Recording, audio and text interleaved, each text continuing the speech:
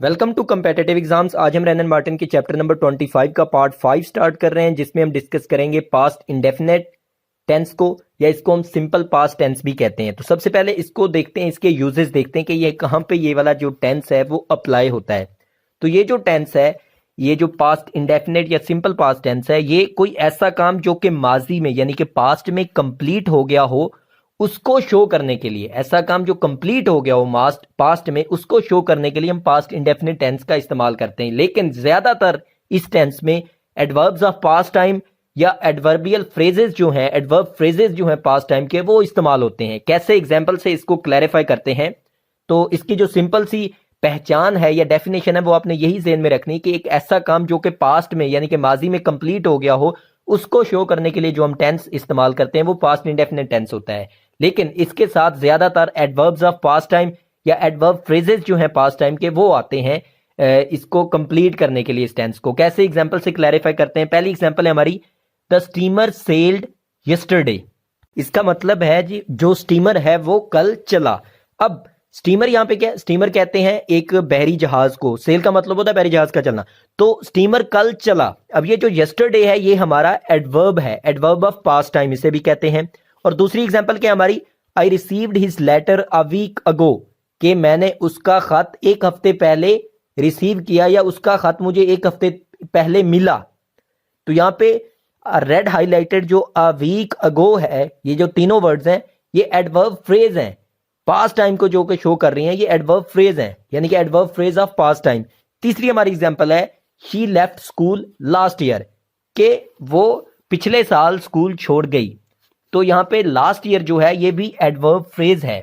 तो कहने का मतलब ये है कि एक ऐसा सेंटेंस जो कि माजी में हुए काम को शो करे और उसके साथ ज्यादातर आपको पास्ट टाइम के एडवर्ब्स या एडवर्ब फ्रेजेस नजर आए, वो वाला सेंटेंस जो है वो पास्ट इंडेफिनिट टेंस का सेंटेंस होता है। और उसमें उसकी जो पहचान है वो ये है कि उसमें जो काम होता है वो पास्ट में कंप्लीट हो चुका होता है। और उसके एक और जो पहचान है वो ये है कि उसके साथ ज्यादातर आपको एडवर्ब फ्रेजेस या एडवर्ब्स जो हैं पास्ट टाइम के वो नजर आएंगे। जैसे कि पास्ट टाइम का एडवर्ब है यस्टरडे और एडवर्ब फ्रेजेस हैं अ वीक अगो, एक हफ्ता पहले, ये भी पास्ट टाइम की बात है।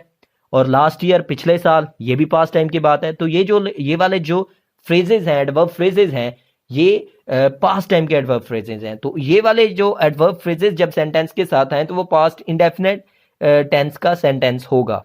लेकिन यहाँ पे एक इंपॉर्टेंट बात है जो इसके इस्तेमाल या इसकी पहचान के हवाले से, वो ये है कि बाजुकात ऐसा होता है कि ये जो एडवर्ब फ्रेज है पास्ट टाइम का या एडवर्ब होता है जो पास्ट टाइम का, ये साथ में सेंटेंस में नहीं होता, लेकिन ये एक अंडरस्टूड होता है। अंडरस्टूड का मतलब है ये हमें खुद ब खुद समझ आ रही होती है कि ये होगा। मतलब अगर उसको लगा दें फिर भी कोई मसला नहीं, सेंटेंस थोड़ा बड़ा हो जाएगा, लेकिन ना भी लगाएं तो हमें खुद ब खुद उसकी सेंस आ जाती है, उसका कॉन्टेक्स्ट समझ आ जाता है कि इसमें एडवर्ब फ्रेज कहीं ना कहीं शामिल है, या अगर हम करें तो हो सकता है। कैसे, एग्जांपल से मजीद क्लैरिफाई करते हैं। पहली एग्जांपल है, उसके साथ ही उसी को मैंने एक्सटेंड करके उसमें जो एडवर्ब फ्रेज है या एडवर्ब है उसको ऐड किया हुआ है। कैसे, पहले एग्जांपल है, आई लर्नड हिंदी इन नागपुर। इसका मतलब है मैंने नागपुर में हिंदी सीखी। अब ये पास्ट इंडेफिनिट यानी कि सिंपल पास्ट का टेंस है, लेकिन डेफिनेशन जो हमने पढ़ी थी उसमें यह था कि इसके साथ ज्यादातर हमको एडवर्ब या एडवर्ब फ्रेज नजर आएगा पास्ट टाइम का। लेकिन यहाँ पे इस सेंटेंस में आई लर्नड हिंदी इन नागपुर में कोई एडवर्ब या एडवर्ब फ्रेज हमें नजर नहीं आ रहा। तो ये जो नजर नहीं आ रहा ये एक्चुअली में है जरूर, हमें खुद ब खुद समझना पड़ेगा। क्यों, कैसे, जब हम इसका सेंटेंस के स्ट्रक्चर्स करेंगे तो हम देखेंगे कि इसमें जो वर्ब की सेकंड फॉर्म यानी कि पास्ट फॉर्म है वो हम इस्तेमाल करेंगे।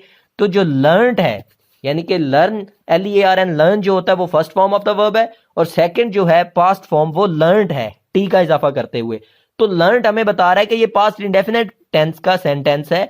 तो उसी से ही हमें पता चल रहा है कि इसमें कोई ना कोई फिर वर्ब फ्रेज जरूर है, एडवर्ब फ्रेज जरूर है जो कि पास्ट का होगा। कैसे, एग्जांपल को आगे हम देखते हैं, उसको एक्सटेंड मैंने किया है, I learned Hindi in Nagpur 5 years ago, 5 साल पहले, यानी कि मैंने नागपुर में हिंदी सीखी 5 साल पहले। अब ये जो 5 years ago है अगर हम लगाएं तो भी कोई गलत नहीं होगा, सेंटेंस ग्रामेटिकली सही होगा। अगर ना लगाएं तो फिर भी सही है, लेकिन ये अंडरस्टूड है यानी कि हमें खुद ब खुद एक सेंस आएगी कि मैंने नागपुर में जो हिंदी सीखी है वो कहीं ना कहीं पास्ट की बात है। वो कब की बात है, वो कोई ना कोई पास्ट एडवर्ब जो फ्रेज है वो हमको बताएगा। तो 5 years ago हमारा एडवर्ब फ्रेज है पास्ट टाइम का जो हमें बता रहा है। इसी तरह हमारी दूसरी एग्जांपल है I did not sleep well, कि मैं मतलब कि मैं अच्छा नहीं, मुझे अच्छी नींद नहीं आई। अब ये पास्ट इंडेफिनेट का टेंस है, लेकिन इसमें एडवर्ब या एडवर्ब फ्रेज मौजूद नहीं पास्ट टाइम का। तो अगर हम ऐड कर दें तो भी ग्रामेटिकली सेंटेंस सही होगा। आगे मैंने ऐड करके लिखा हुआ, क्या लिखा है, आई डिड नॉट स्लीप। ये जो डिडंट होता है ना, ये डिड नॉट की एक शॉर्ट फॉर्म है। ये इसको हम बाद में देखेंगे कि डिडंट और डिड नॉट में क्या डिफरेंस होता है, ये शॉर्ट फॉर्म ही होती है। तो I did not sleep well last night. अब ये जो लास्ट नाइट फ्रेज है या एडवर्ब फ्रेज है पास्ट टाइम का, अगर हम ऐड कर दें फिर भी सेंटेंस सही है, अगर ना करें तो फिर हमें खुद ब खुद सेंस आ जानी चाहिए कि अगर वो मैं नहीं अच्छी तरह सो पाया तो ये कल की बात ही है ना, मतलब पास्ट की बात है ना।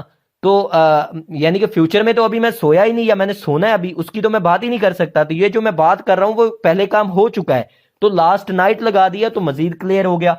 तो कहने का मतलब ये है, यहाँ पे समझाने की बात ये है कि अक्सर आपको सेंटेंसेज में जो एडवर्ब फ्रेज है पास्ट टाइम का या एडवर्ब जो है पास्ट टाइम का वो आपको नजर नहीं आएगा, लेकिन वो आपने खुद ब खुद अंडरस्टूड करना है, खुद ब खुद समझना है कि जो बात माजी में हो चुकी है वो पहले की ही बात है ना, उसमें कोई ना कोई एडवर्बियल फ्रेज या एडवर्ब ऑफ पास्ट टाइम हम ऐड करना चाहें तो कर सकते हैं। तीसरी एग्जांपल मजीद क्लैरिफाई, बाबर डिफीटेड राणा संगा एट कानवा। अब इसका मतलब है बाबर ने राणा संगा को खानवा की जगह पे डिफीट किया, खानवा की जगह पे उसको शिकस्त दी।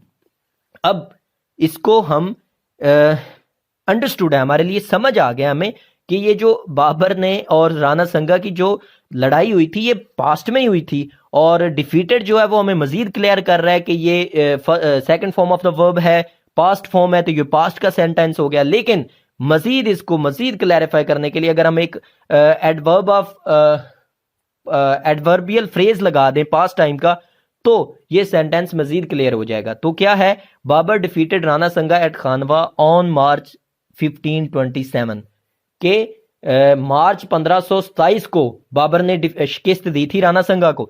अब क्या हो गया, हमने साथ में ये जो ऑन मार्च 1527 है ये हमने एडवर्ब फ्रेज ऐड कर दिया है पास्ट टाइम का, तो हमने मजीद क्लियर कर दिया। अगर ये हम नाम ही ऐड करें तो फिर भी हमें पता है कि ये जो सेंटेंस है ये पास्ट की बात हमें बता रहा है, पास्ट का एक ऐसा काम बता रहा है जो पहले कंप्लीट हो चुका है। तो यहाँ पे जो ये एग्जांपल्स देने का या समझाने की आपको अंडरस्टैंडिंग देने की रीजन यही है कि यहाँ पे आपको पता होना चाहिए कि अगर सेंटेंस में एडवर्बियल फ्रेज नहीं भी है तो वो आपको खुद ब खुद आपकी सेंस आपको बता देनी चाहिए। नेक्स्ट जो एक बात है एक ज़हन में रखने की इसके यूजेस के हवाले से पास्ट इंडेफिनिट टेंस के, वो है कि ये जो सेंटेंस है ये जो टेंस है ये पास्ट हैबिट्स जो हैं, पहले जो आपकी आदत थी पुरानी, उनको शो करने के लिए भी इस्तेमाल होता है। कैसे एग्जांपल से अंडरस्टैंड करते हैं। पहली एग्जांपल है he studied many hours every day, कि वो हर रोज बहुत कई घंटे पढ़ता था, यानी कि ये उसकी एक आदत थी जो कि माजी में थी यानी कि पास्ट में थी, और उसको शो करने के लिए हमने सेंटेंस इस्तेमाल कर दिया पास्ट इंडेफिनिट।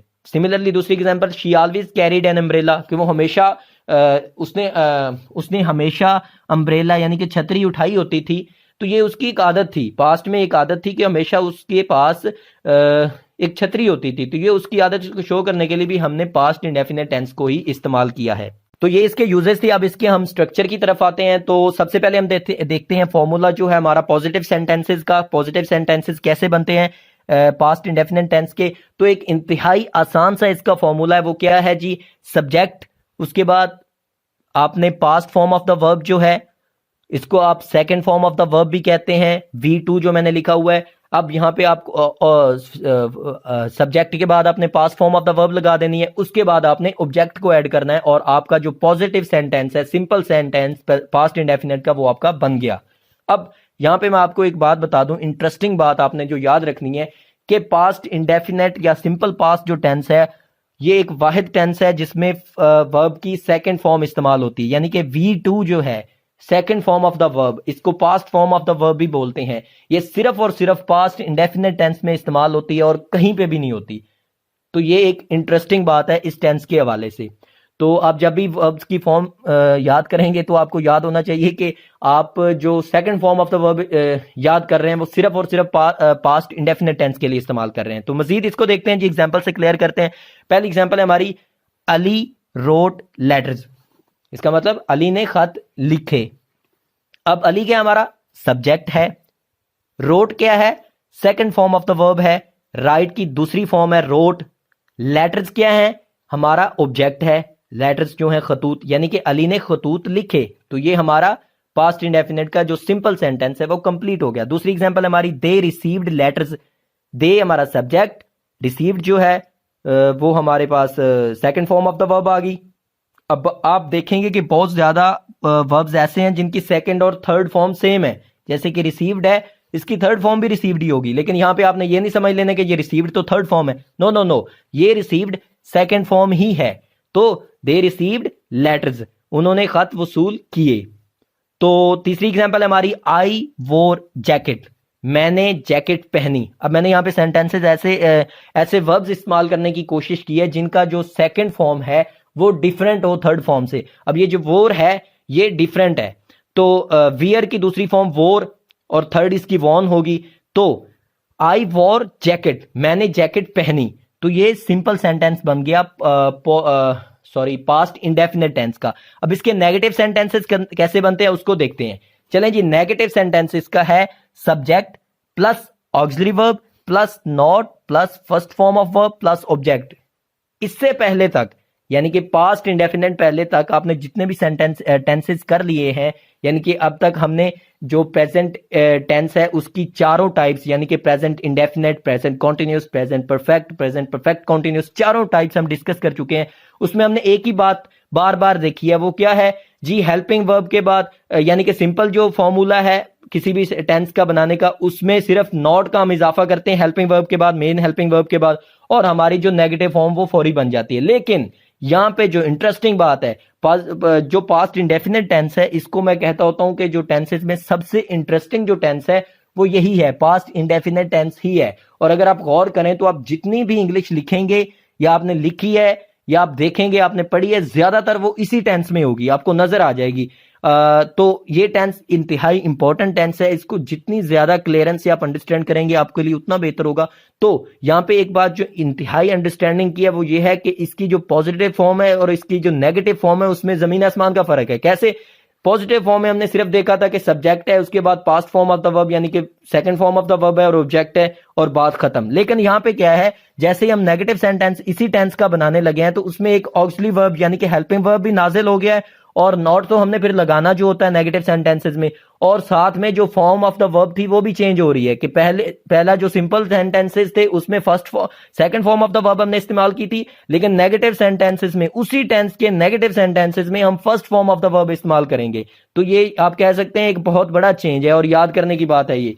तो सब्जेक्ट प्लस ऑक्सिलरी वर्ब यानी कि helping verb plus not plus first form of the verb plus object हमारा नेगेटिव सेंटेंस बन गया। अब वही जो हमारी पहली एग्जांपल्स थी उन्हीं के मैंने नेगेटिव बनाए आपकी अंडरस्टैंडिंग को इजी करने के लिए। तो पहली एग्जांपल है हमारी Ali did not write letter. अब अली हमारा सब्जेक्ट जो था वो पहले की तरह वैसे की वैसे आ गया। अब यहां पे आपने ध्यान में रखना है कि जो हेल्पिंग वर्ब जो नाजिल हुआ है नेगेटिव सेंटेंसेस में वो क्या है, वो डिड है, यानी कि पास्ट इंडेफिनिट टेंस में जो हेल्पिंग वर्ब है वो डिड है, लेकिन डिड जो है वो नेगेटिव और इंट्रोगेटिव सेंटेंसेस में हेल्पिंग वर्ब इस्तेमाल होगा।